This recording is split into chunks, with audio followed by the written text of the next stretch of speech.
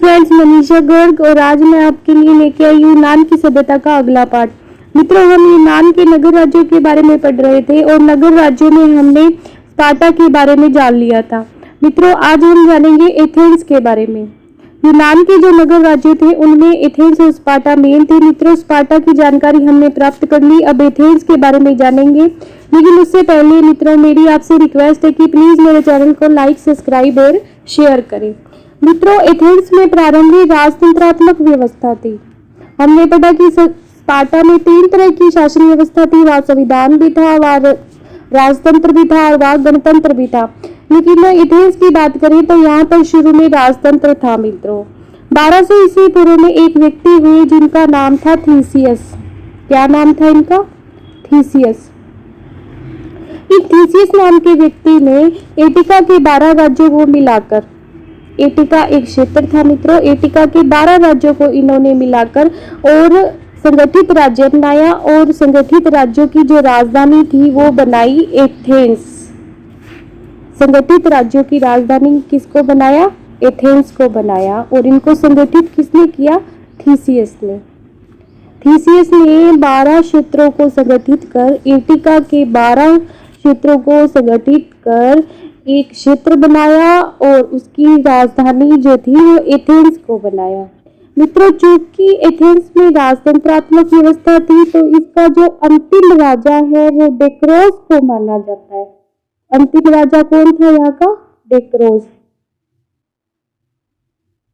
या इसको डेकोस भी कहते हैं। ये यहाँ का अंतिम राजा था। मित्रों, आगे चलकर क्या हुआ कि एथेंस में कुलीन वर्ग, राजा के शासन के स्थान पर कुलीन वर्ग का प्रभाव बढ़ गया। कुलीन वर्ग का प्रभाव बढ़ गया और फिर क्या, राजा के स्थान पर आर्कन, आर्कन मित्रों इसको आप एक मंत्री कह सकते हैं, उच्च पद बन गया। और जो शासन की सर्वोच्च सत्ता थी, सर्वोच्च जो प्रशासक था वो आर्कन ही बन गया। सारी जो सत्ता थी राजा की वो आर्कन नामक अधिकारी को मिल गई। इसी के द्वारा मित्रों सर्वोच्च जो नियुक्तियां थी वो की जाती थी एथेंस में। आर्कन का जो पद था वो एक ही व्यक्ति को मिल गया और एक ही व्यक्ति को मिलता था और धीरे धीरे ये जो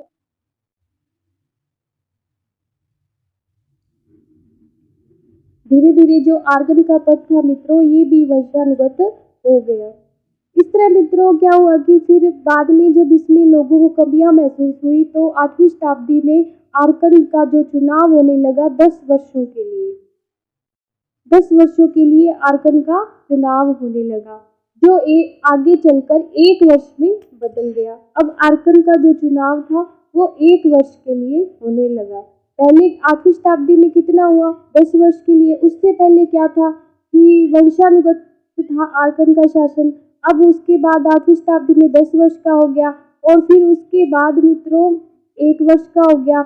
अब क्या हुआ कि आर्कन की जो संख्या थी मित्रों, पहले एक ही व्यक्ति आर्कन हुआ करता था, एक ही व्यक्ति को आर्कन का पद मिलता था। लेकिन अब आर्कन की जो संख्या है वो एक व्यक्ति से बढ़ाकर कितनी कर दी गई? 9 कर दी गई। अब 9 आर्कन होंगे एथेंस की शासन व्यवस्था में। मित्रों, ये जो आर्कन थे इनको शासन चलाने में सहयोग देने के लिए कुछ संस्थाएं भी होती थी। तो ऐसी 3 प्रकार की संस्थाओं के बारे में जानते हैं और इनके नाम क्या थे। 3 प्रकार की जो संस्थाएं थी इनके नाम थे मित्रों। पहली थी आर्कन की सभा। या आर्कन की जो सभा थी इसके जो सदस्य थे इनका चुनाव मित्रों आर्कन के द्वारा ही किया जाता था। पहली सभा का क्या नाम था? आर्कन की सभा। और इसके सदस्यों का चुनाव जो था वो आर्कन के द्वारा किया जाता था। मित्रों, दूसरी जो संस्था थी काउंसिल ऑफ एरियापेगस। काउंसिल ऑफ एरियापेगस ये जो संस्था थी मित्रों, ये सभा के सदस्य जो होते थे वो भूतपूर्व आर्कन होते थे। भूतपूर्व आर्कन जो पहले आर्कन रह चुके थे और सेवानिवृत्त हो चुके थे अपने कार्यकाल के बाद, वो इस काउंसिल ऑफ एरियापेगस के सदस्य होते थे। मित्रों, council of एक्सिलेशिया council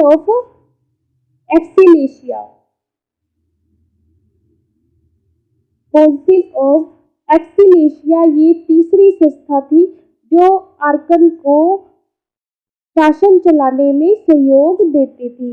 एक्सिलेशिया, council of एक्सिलेशिया मित्रों, इसको जन साधारण की सभा भी कहते थे। जन साधारण की सभा भी कहते थे। और इसमें जो था एथेंस के जन साधारण जो लोग थे वो इसके सदस्य थे।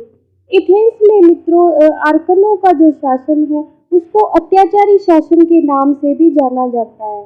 अत्याचारी शासन के नाम से भी जाना जाता है। किसका शासन? आर्कन का जो शासन होता था, आर्कनों का शासन, उसको अत्याचारी शासन के नाम से भी जाना जाता है। इस तरह मित्रों यहाँ पर क्या सुधार की आवश्यकता थी और 632 ईस्वी में 632 ईस्वी पूर्व में एक साइलोन नामक व्यक्ति ने क्या किया था कि आर्कन की निरंकुश सत्ता स्थापित करने की कोशिश की थी।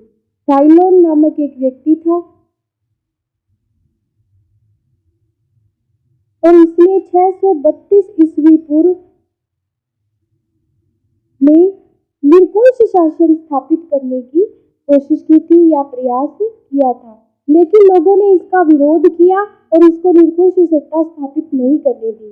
इसी तरह मित्रों क्या हुआ कि लोगों को कानून की आवश्यकता महसूस होने लगी। एथेंस में क्या हुआ कि कानून की आवश्यकता महसूस होने लगी, क्योंकि निरंकुश जो शासन होता है वो लोगों पर अत्याचार बढ़ा देता है और जनता किसी भी हाल में इसको स्वीकार करने को तैयार नहीं थी।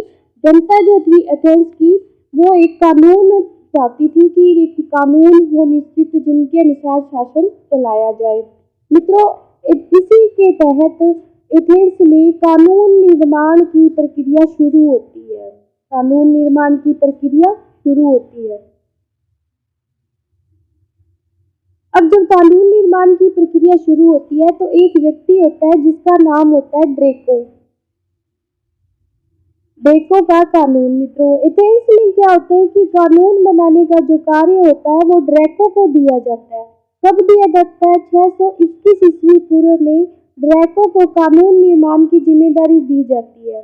मित्रों कहा जाता है कि एथेंस में ड्रेको के जो कानून थे वो बहुत कठोर थे और इसके जो कानून है वो स्याही से नहीं बल्कि खून से लिखे गए थे। स्याही से नहीं बल्कि खून से लिखे गए थे।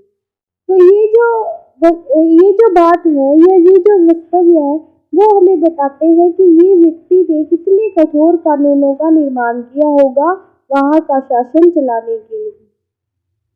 खून से लिखे गए ड्रेको के कानून खून से नहीं बल्कि ड्रेको के कानून स्याही से नहीं बल्कि खून से लिखे गए। इसके बाद मित्रों ड्रेको के जो कानून थे उनका जो मुख्य उद्देश्य क्या था, इसलिए इतने कठोर कानून क्यों बनाए?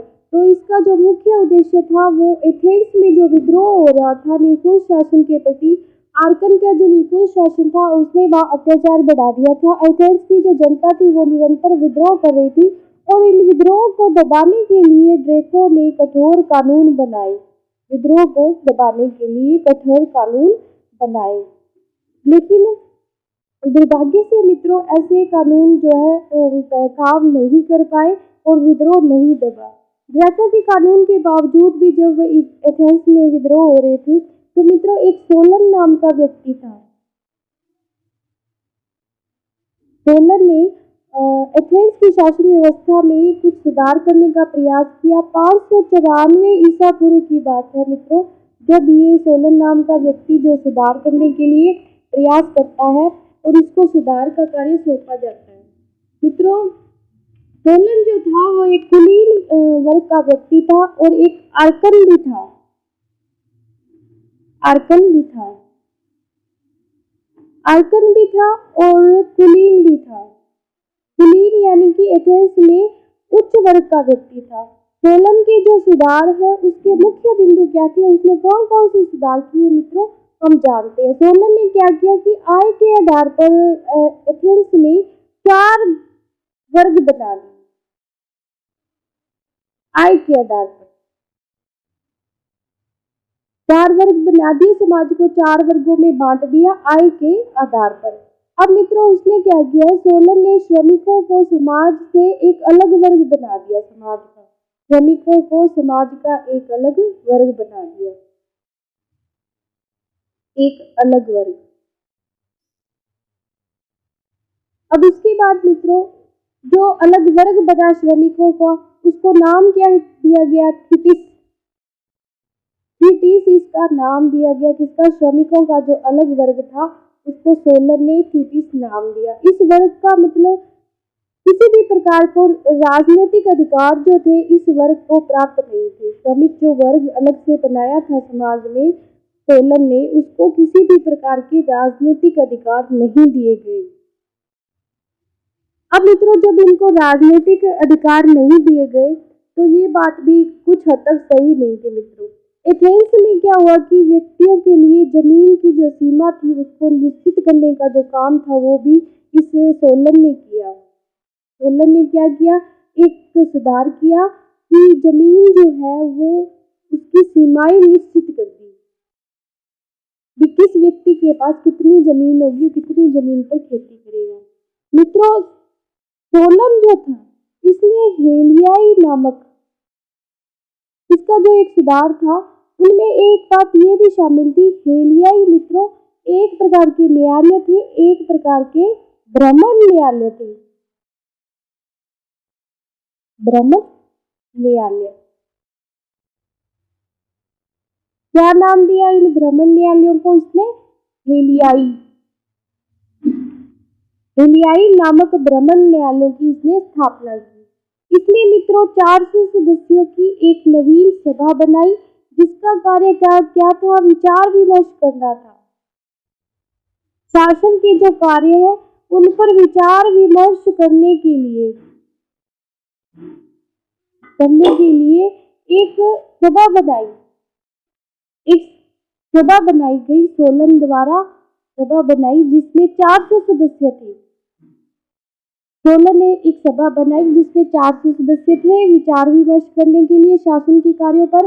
और इसका जो नाम था वो मित्रों इसमें काउंसिल ऑफ एरियापेगस जो थे उसके अधिकारों में कटौती की गई। एक नियम इसने ये भी बनाया कि काउंसिल ऑफ एरियापेगस, काउंसिल ऑफ एरियापेगस जो हमने पीछे पढ़ा है, एरियापेगस जिसमें भूतपूर्व मित्रों आर्कन होते थे, इसके जो अधिकार थे इनमें कमी भी की। इसमें किसने? सोलन ने। सोलन जिसको सुधार करने के लिए कार्य सौंपा गया था कानूनों में, नियमों में, उसने तो काउंसिल ऑफ एरियापेगस की अधिकार थे उसमें कमी की। सोलन के द्वारा मित्रों जो आर्कन का चुनाव है, आर्कन जो एथेंस की शासन व्यवस्था का नोटरी सिस्टम को इसने मान्यता दी। आर्कन के चुनाव के लिए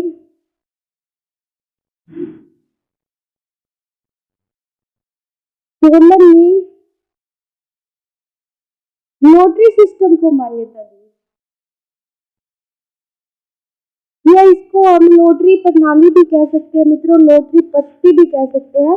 इसकी इसने प्रारंभ किया या इसको मान्यता दी। अब मित्रों सोलन जो था उसने सभी वर्गों को संतुष्ट करने का असफल प्रयास किया। असफल कैसे मित्रों? श्रमिकों को तो उसने पहले अलग कर दिया और राजनीतिक अधिकार उनको कुछ दिए नहीं, तो फिर वो तो वैसे ही मित्रों असंतुष्ट हो गए। और इसने क्या है कि अपनी नजर में इसने सभी वर्गों को संतुष्ट करने का प्रयास किया। और सोलन ने कहा कि मेरी स्थिति ऐसी है, मेरी स्थिति ऐसी हो गई है कि मैं भेड़ियों के बीच में फंस गया हूं, कि मैं भेड़ियों के बीच में फंस गया। यानी कि इसने तो खुश करने की कोशिश की समाज के प्रत्येक वर्ग को अपने सुधारों द्वारा, लेकिन समाज का जो हर वर्ग था वो उससे नाराज हो गया। सोलन के सुधारों के बावजूद भी एथेंस में तानाशाह का उदय हुआ। एथेंस में तानाशाह का उदय हुआ। हिप्पियस किसानों की सहायता से शासक बन गया। हिप्पियस नाम एक व्यक्ति का था मित्रों। हिप्पियस ये क्या था? इसको किसानों का समर्थन मिल गया और एक व्यक्ति था और किसानों के समर्थन से ये शासक बन गया, किसानों के समर्थन से। मित्रों हिप्पियास के बाद मित्रों आइसोगोरस ने इसको हटा दिया, हिप्पियास को, और हिप्पियास के स्थान पर सत्ता प्राप्त की। आइसोगोरस एक व्यक्ति था, आइसोगोरस। आइसोगोरस ने क्या किया, इसको हटा दिया, किसको हटा दिया, हिप्पियास को, इसको हटा दिया हिप्पियास को, और खुद क्या था, राजा बन गया और सारी सत्ता प्राप्त कर ली। अब ये जो हिप्पियास था मित्रों, ये ईरान चला गया, इससे हारकर ईरान चला गया। अब मित्रों ईरान को और क्या कहते हैं, पर्शिया भी कहते हैं, ये ईरान चला गया। आइसोगोरस को हटाकर एक व्यक्ति और आता है जिसका नाम होता है क्लिस्टलीज। इसने क्या किया कि आइसोगोरस को हटा दिया, हिप्पियास को आइसोगोरस ने हटाया, आइसोगोरस को क्लिस्टलीज ने हटा दिया और सत्ता प्राप्त कर ली, सत्ता प्राप्त कर ली। अब इसने सत्ता प्राप्त कर ली तो इसने क्या किया, एथेंस में द्वितीय गणतंत्र की स्थापना की। एथेंस में द्वितीय गणतंत्र की जो संस्थापक था वो क्लिस्टलीज था। क्लिस्टलीज के द्वारा 500 ईस्वी पूर्व में कुछ सुधार किए गए और इनके बारे में हम अगले वीडियो में जानेंगे। क्लिस्टलीज ने क्या क्या सुधार किए। मित्रों प्लीज लाइक, सब्सक्राइब और